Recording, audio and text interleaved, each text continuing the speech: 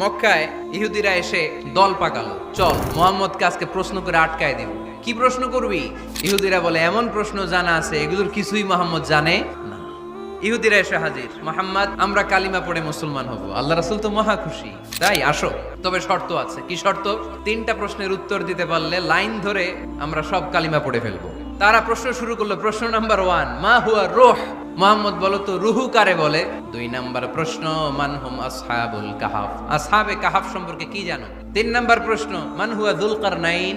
যুলকারনাইন সম্পর্কে কি জানো বলো। আল্লাহ রাসূল সাল্লাল্লাহু আলাইহি ওয়াসাল্লাম বললেন আগামীকাল উত্তর দিব। টানা 15 দিন ওহী আসে নাই, নবী উত্তরও দিতে পারে না। আল্লাহ রাসূল সাল্লাল্লাহু আলাইহি ওয়াসাল্লামের জন্য এত বিব্রতকর পরিস্থিতি আর কখনো ছিল না। তিনি বারবার বলতেছেন কালকে বলবো, কিন্তু উত্তর আসে না। এর কারণ নবী ইনশাআল্লাহ বলে নাই। এবার আল্লাহ 3টা প্রশ্নের উত্তর জানায় দিলেন। এবার নবী দাঁড়িয়ে গেলেন, বললেন কার কার উত্তর লাগবে আসো।